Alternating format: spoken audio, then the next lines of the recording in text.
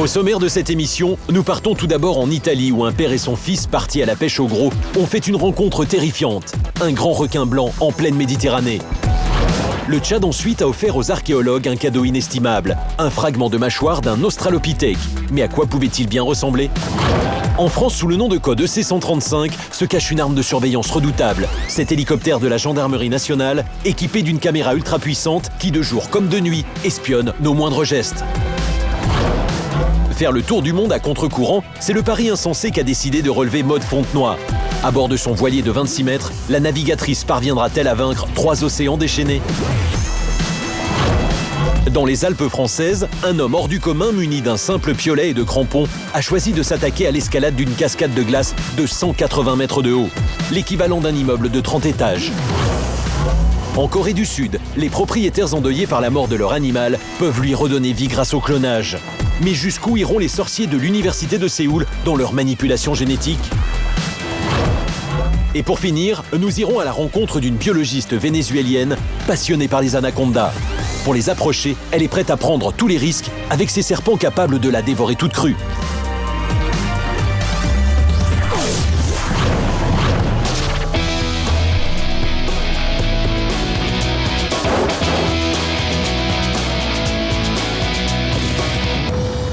Escale en Méditerranée. Ces plages de sable fin, ces eaux transparentes. Le symbole pour tous les vacanciers de baignade paisible et de farniente. Pourtant, dès que l'on s'éloigne pour s'aventurer dans l'infiniment bleu, ressurgit en chacun de nous une peur irraisonnée, celle de croiser la route d'un redoutable prédateur, le requin. Mais ces baigneurs risquent-ils vraiment de se retrouver nez à nez avec un de ces squales agressifs et carnassiers en pleine Méditerranée ? Réponse à quelques centaines de kilomètres au sud de Venise, en Italie, où Stefano et son fils Nicolas ont fait une rencontre quelque peu traumatisante. Ce jour-là, en août, j'ai pu sortir en mer avec mon père et combattre enfin tout seul un poisson. Première pêche au gros pour ce garçonnet de 12 ans et une sacrée prise, immortalisée par son père sur ce film vidéo amateur. Après 2 ou 3 heures d'appâtage, nous l'avons enfin ferré. Quand on l'a hissé sur le bateau, il avait l'air encore vivant et nous voulions le relâcher. Mais il a commencé à perdre du sang sans que l'on sache pourquoi. Alors on a pris une corde et on l'a attaché sur le côté du bateau. 30 minutes de combat acharné et 2 cannes à pêche brisées plus tard, Nicolas peut être fier de lui. Pourtant, cette belle aventure va tourner au cauchemar. Car soudain au loin, son père aperçoit un aileron qui se rapproche dangereusement du bateau. Un requin en Méditerranée, Nicolas n'en revient pas. Il a commencé à tourner autour 5 ou 6 fois. Et la surprise est de taille. Il s'agit d'un requin blanc, le plus redoutable des prédateurs. Au 7e ou 8e tour, j'ai senti un grand coup sur le bateau et j'entendais tchac tchac dans l'eau. Et ce bruit effrayant, c'est tout simplement le requin blanc qui déchiquette littéralement l'autre poisson.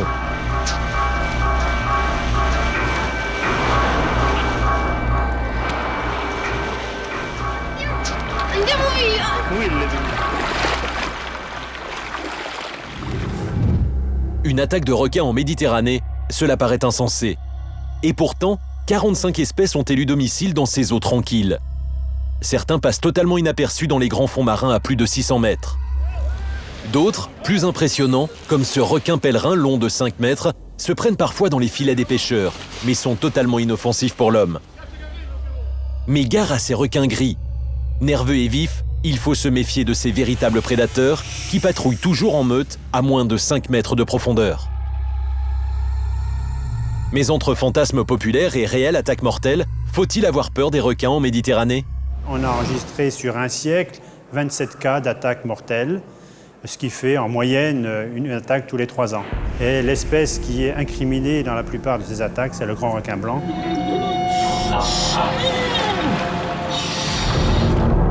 Ce nombre d'attaques est dérisoire comparé aux millions de gens qui fréquentent la Méditerranée, les baigneurs, les plongeurs, les surfeurs. Et donc on peut considérer que le risque est non nul, mais extrêmement faible en Méditerranée. Mais pour Stefano et Nicolas, la rencontre a été bien réelle. Retour sur le bateau, où Nicolas est toujours secoué par l'attaque du requin blanc.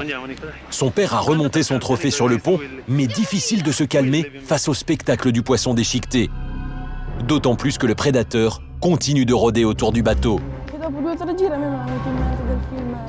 J'ai pensé au film de Spielberg où le requin saute sur le bateau et renverse tout le monde.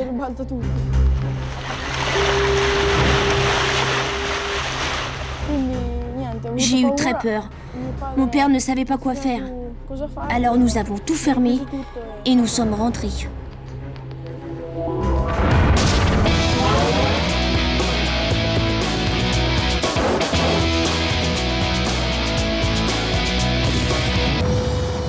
Le Tchad et son désert mystérieux, un terrain de fouilles passionnant pour les archéologues du monde entier. C'est ici qu'en 1995, le Français Michel Brunet a fait une découverte étonnante. Un fragment de mâchoire d'Australopithèque vieux de plusieurs millions d'années. Chaînon manquant entre les grands singes et l'homme, à quoi pouvait bien ressembler celui qu'on a décidé de baptiser Abel? Pour le savoir, le scientifique va se lancer dans une véritable reconstitution de son visage. C'est dans le coffre-fort ultra sécurisé d'une banque qu'est conservé ce fossile d'une valeur inestimable. Et aujourd'hui, le moment est venu de le sortir de sa retraite. Premier rendez-vous, le dentiste, pour déterminer l'âge qu'avait Abel lors de sa mort. D'abord, on a des dents définitives, on a des facettes d'usure, notamment sur les prémolaires et puis également sur l'arête de la canine. Mais la seule façon de connaître l'âge précis du décès d'Abel, c'est d'examiner la pulpe à l'intérieur de ses dents, grâce à une radio. En âge humain actuel, on pourrait dire qu'Abel est mort vers 30-35 ans. Abel était donc un trentenaire avec des stries anormales sur l'émail de sa canine gauche. L'Australopithèque était-il malade? C'est désormais à un stomatologue, expert en identification judiciaire, d'établir un diagnostic. Ça ressemble à des dysplasies. La dysplasie, c'est un arrêt de la croissance des dents dû à une carence alimentaire. Abel aurait-il souffert de la faim dans les premières années de sa vie? C'est fort probable. Et le scanner va révéler ce que personne ne pouvait soupçonner jusque-là. Chacune des prémolaires d'Abel possède non pas une ou deux racines, mais trois. Un caractère primitif, commun aux grands singes et aux hommes. Abel est bien le chaînon manquant entre les deux espèces. Mais tout cela ne nous dit pas à quoi pouvait bien ressembler Abel. Pour établir son portrait robot, le prothésiste complète sa mâchoire en y insérant les incisives manquantes. Il prolonge également les parties postérieures de la mandibule.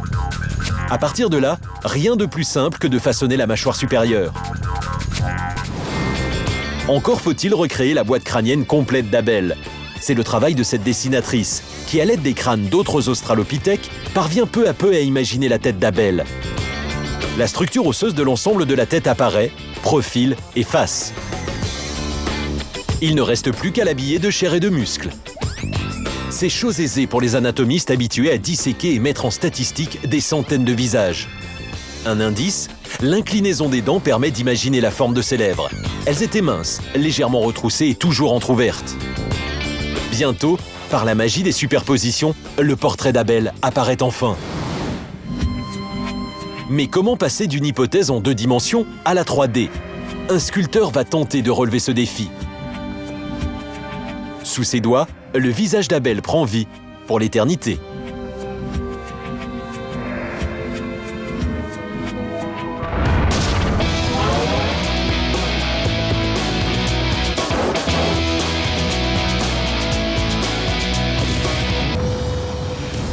Dans le ciel de Lyon, sous le nom de code EC135, patrouille un étonnant hélicoptère. Un trésor de technologie de pointe qui transforme ces hommes de la gendarmerie nationale en véritables Big Brother à qui rien ne peut échapper. On va faire un balayage de zone en allant vers la nationale 6. Terminé. Car le secret de l'EC135, c'est cette triple caméra dernière génération. Une caméra qui permet de filmer 2 jours avec un grossissement de 20. Une caméra qui permet de doubler ce grossissement jusqu'à 40. Et enfin, une caméra thermique qui permet de détecter les sources de chaleur de jour comme de nuit.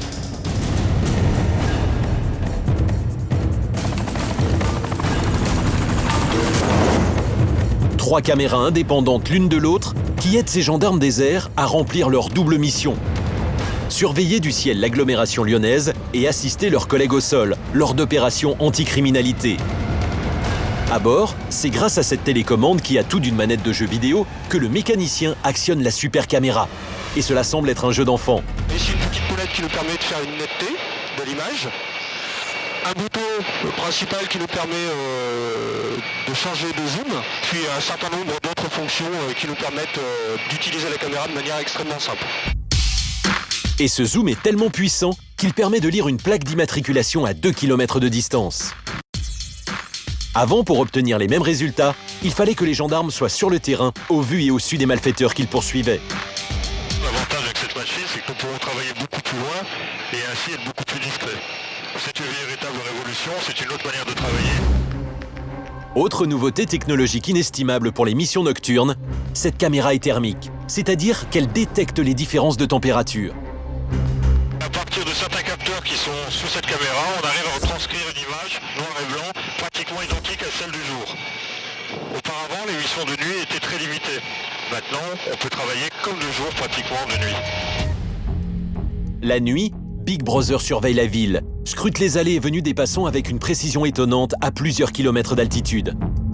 Gare aux contrevenants, l'équipage signale tout élément suspect aux brigades au sol prêtes à intervenir. Je suis dans le 170 de notre position, là. Ils sont derrière nous. Bien reçu, terminé. Une caméra thermique particulièrement intéressante dans les cas de poursuite automobile. Le véhicule du milieu est un véhicule qui a tourné il y a peu de temps, puisqu'il a le moteur qui est très chaud. On peut déduire de cela que le dernier véhicule, celui qui est chaud, vient de rentrer simplement sur ce parking.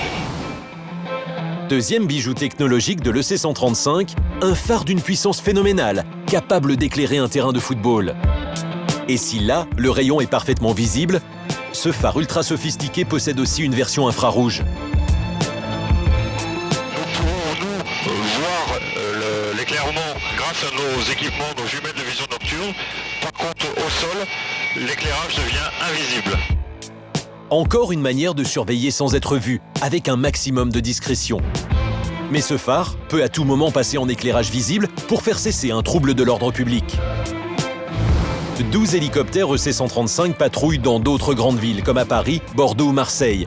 Et 20 autres devraient bientôt renforcer les équipes de gendarmerie de leur troisième œil.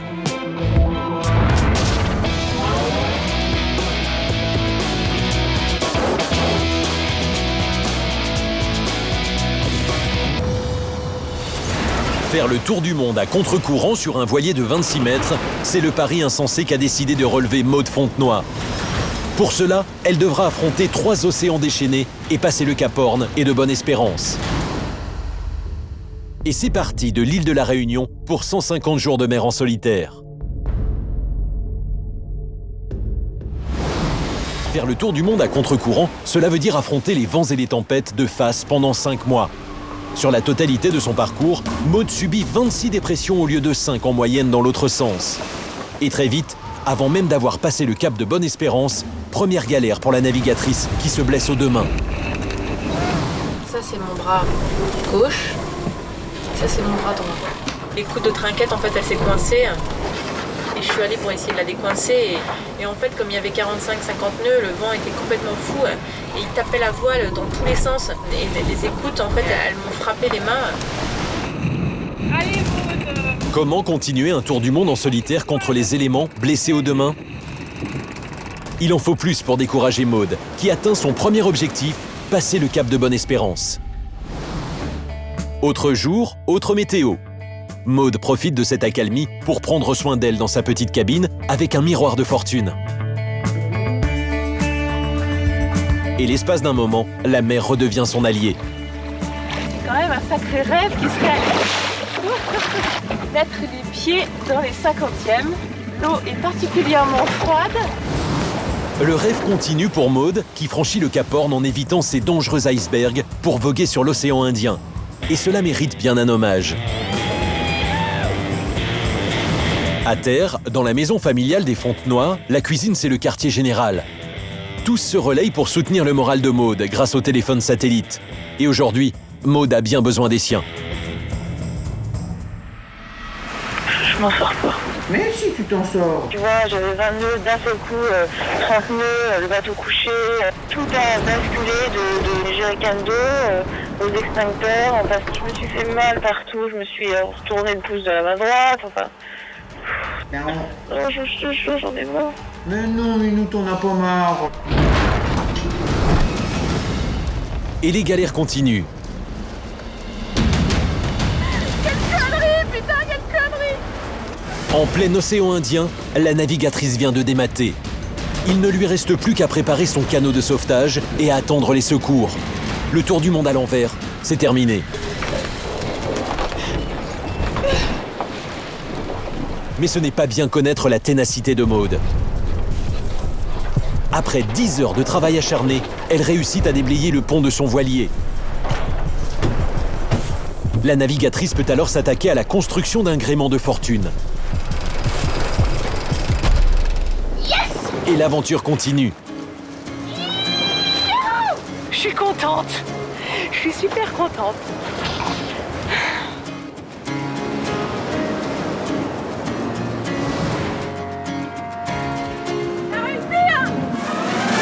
Maude Fontenoy a réussi son pari. Enfin, elle a tenu bon. L'exploit de Maude Fontenoy.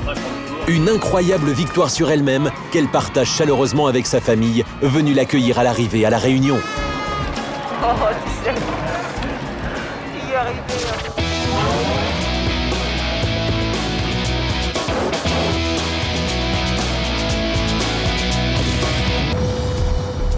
C'est au cœur des plus hauts sommets du monde qu'un passionné de montagne a décidé de s'attaquer à d'étranges monstres de glace. Ces stalactites qui, tels des tentacules, s'étirent vers le sol. Stéphane Husson est un pionnier de cette discipline hors du commun. Vice-champion du monde d'escalade sur glace, il parcourt la planète depuis 20 ans à l'assaut des parois glacées les plus vertigineuses. Aujourd'hui, son défi, c'est d'escalader cette véritable cascade de 180 mètres de haut, l'équivalent d'un immeuble de 30 étages. Avec pour seul gage de sa sécurité une fois suspendu dans le vide, des crampons, des cordes et 2 piolets. Et avant de se lancer, place à un examen précis de la structure générale de la cascade pour déterminer le chemin que Stéphane devra suivre. Là, je vais prendre la zone de faiblesse de la glace, c'est-à-dire que je vais me décaler là sur la droite en mettant mes pieds donc sur les marches. Et après, je vais revenir sur la gauche. Il y a une espèce de ligne naturelle là, qui est parfaite pour grimper, quoi. Une fois engagé, Stéphane reste à l'affût du moindre bruit suspect, car toute erreur peut lui être fatale. Les dangers, il les connaît. Les coulées de neige qui peuvent le déstabiliser, le vent qui décolle la glace du rocher et le froid qui la rend cassante comme du cristal. Jusque-là, tout va bien. Elle est vraiment super, cette voie. Et c'est apparemment sans encombre qu'il atteint le premier palier. Mais le voilà face au principal défi de cette aventure, l'escalade de cette énorme stalactite d'1 mètre de diamètre. L'édifice est-il assez stable pour résister aux coups de piolet de Stéphane ?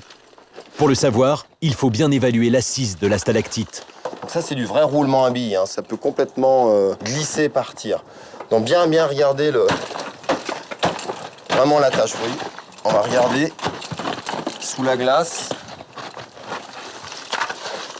Ouais, il y a encore de la glace, vous voyez, il y a plusieurs couches, hein.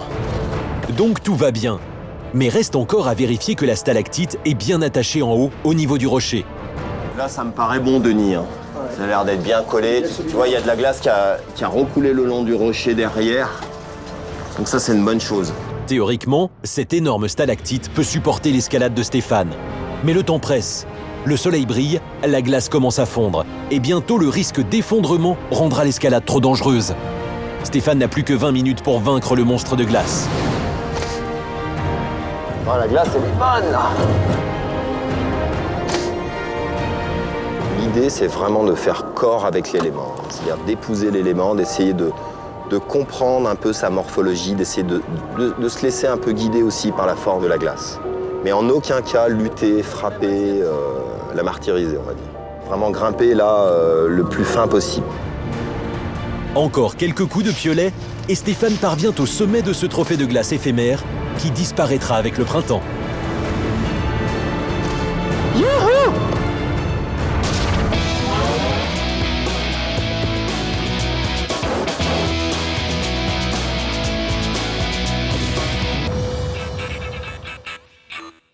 Ces 2 lévriers afghans qui sortent faire leur petite promenade ne sont pas des chiens tout à fait comme les autres. Lui, c'est Snoopy, le premier chien cloné au monde. Et cet exploit scientifique On le doit à l'université de Séoul, où ce chien extraordinaire est né il y a 5 ans, après plus de 1000 tentatives infructueuses et 3 ans de recherche. Et l'homme qui est derrière cette première mondiale, c'est lui, le professeur Lee. On dit souvent que je suis le père de Snoopy. Et qu'elles, ce sont les mères de Snoopy. Mais comment peut-on cloner un chien rigoureusement à l'identique ? C'est assez simple. Il suffit de prélever quelques cellules dans l'oreille d'un lévrier afghan et de les introduire par fécondation in vitro dans un ovule. On obtient alors un embryon dont l'ADN est rigoureusement identique à celui du lévrier. Un embryon transféré dans l'utérus d'une mère porteuse qui a donné par exemple naissance à Snoopy.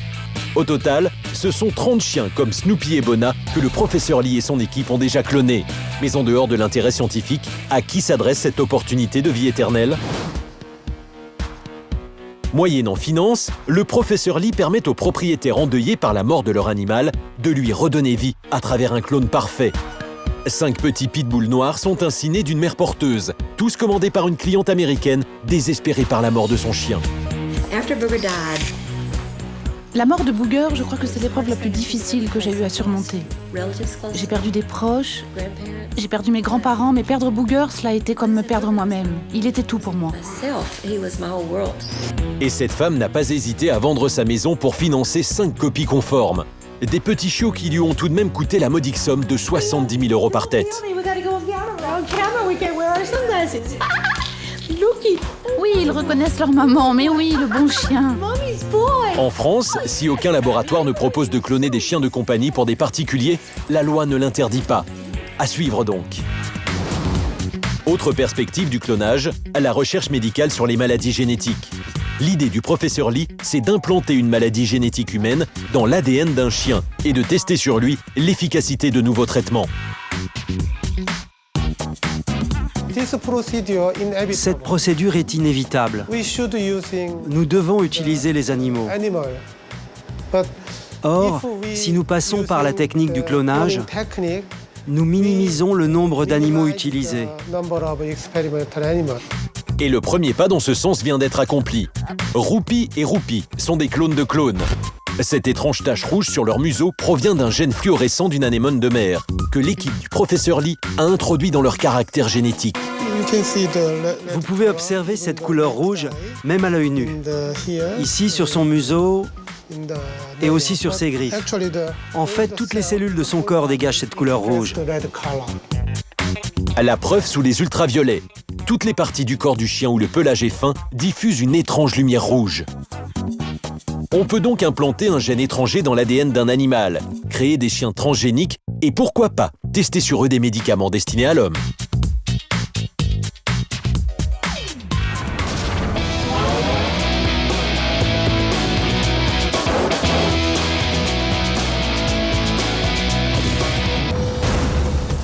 Dans les eaux troubles des marais du Venezuela, sévit le seigneur des serpents, le terrifiant Anaconda. En quête de sensations fortes, Maria Munoz est l'une des rares biologistes à s'intéresser à ce reptile, aussi effrayant que fascinant. Et pour étudier sa reproduction, la jeune femme n'hésite pas à prendre tous les risques pour l'attraper à main nue.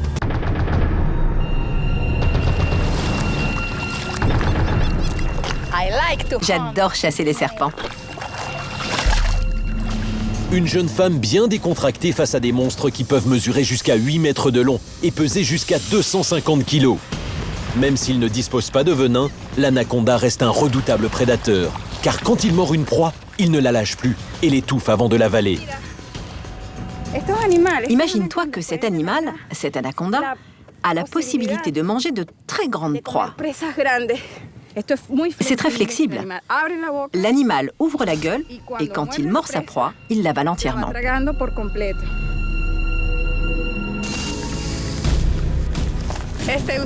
Au début, les habitants du coin ne comprenaient pas notre travail. Ils pensaient que j'étais une sorcière et que l'autre biologiste était un sorcier, parce que les gens associent les serpents à des esprits maléfiques.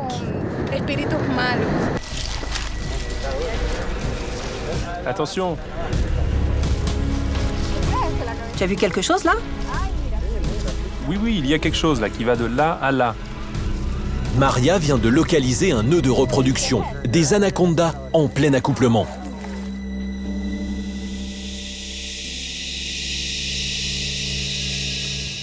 Regarde, Ramon.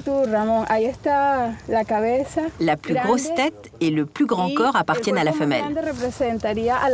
Et les corps des plus petits serpents, ce sont les mâles. Car pendant la période de reproduction, il faut que plusieurs mâles enserrent ensemble une femelle pour la féconder. Maria décide d'emmener cette femelle dans sa station biologique située à quelques kilomètres de là pour l'étudier. Elle fait au moins 4,5 mètres. Mais transporter un serpent de cette taille n'est pas chose aisée. Malgré ses rires, Maria sait que si elle lâche sa gueule, elle risque de se faire mordre, puis étouffer par constriction.